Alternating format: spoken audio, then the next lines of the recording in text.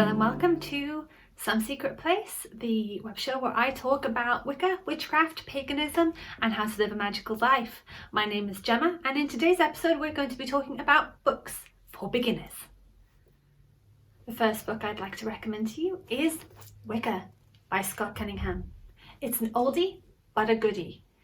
It contains lots of information about the rationale behind Wicca, why we do what we do, and how to get started in your magical practice. It contains information about the Sabbats, as well as chants and tips on how to keep your own book of shadows, recipes for things with magical alphabets. It's a really good, basic, all-round foundational book. The second book I would recommend that you read is Drawing Down the Moon by Margot Adler. It takes a look at modern Druid and paganism practices in North America back in the 80s and 90s. It was one of the first books I ever read and gave me a really good background in what witchcraft and paganism looked like today in modern practice. The third book I would like to recommend is The Spiral Dance by Starhawk. It gives an overview of Sabbats, rituals, chants, like potions, ingredients, incenses and things that you can use, as well as a more sacred feminine basis for rituals and things like that. It has lots and lots of absolutely wonderful poetry, invocations, as well as tips and tricks and notes about her own personal practice through the years. The fourth book I would like to recommend to you is Triumph of the Moon by Ronald Hutton. It gives a more scholarly, detailed historical account of how Wicca evolved and why it evolved in England at the time that it did, and about its founder, Gerald Gardner, and the other practitioners that made it more publicly accessible at the time, where they get their ideas from and how they were based in historical movements of the past. Another book I would like to recommend is Witchcraft for Tomorrow by Doreen, Valiente.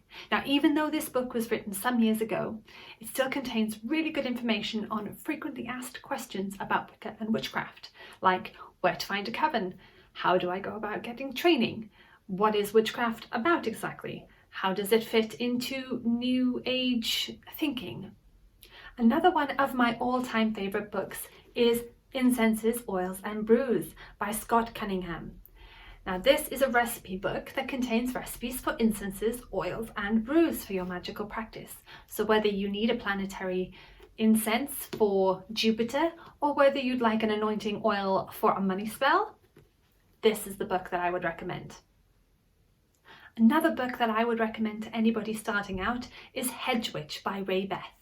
This was also one of the very first books that I read about Wicca and witchcraft, and it's written in the form of letters from a trainer to her pupils, and it talks about solitary witchcraft and how to go about practicing your own form of personal Wicca and witchcraft in your day-to-day life.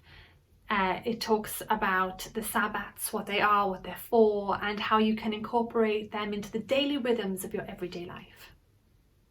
Another book that I recommend, with a little bit of a warning, is The Witch's Bible by Janet and Stewart Farrar. Now, this book contains a lot of detailed information about the history of the Sabbats, the history of why we do things the way we do them in Wicca covens. Now, I say with a warning because there is information in there that if you are looking to join a coven and you are looking to one day maybe get initiated, there are several chapters in there that I recommend you do not read. And those are the ones about the first, second and third degree initiations. If you want to join a group, I would recommend you take a little scalpel or a knife, just cut those pages out, wrap them in paper, put them in the drawer, and do not read them at all until you have gone through your training and your own initiations.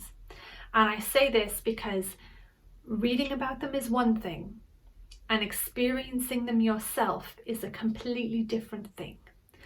And if you read about them before you experience them as they are meant to be experienced, as mysteries, as mind-altering awakenings within yourself, it can, I say can, not always, but it can take away a little bit of the sacredness of the experience. The rest of the chapters are great. The ones about the Sabbats and about like the histories and some of the chants, wonderful, in-depth writing that I recommend for everyone. But those particular chapters I would put in a drawer and save till later. And those are my book recommendations for beginning witches. I hope you enjoy, and if you'd like to see more content like this, please give me a subscribe. And if you have any other questions, comments and topics you'd like me to cover, please put them in the comments down below. Merry meet, merry part, and merry meet again.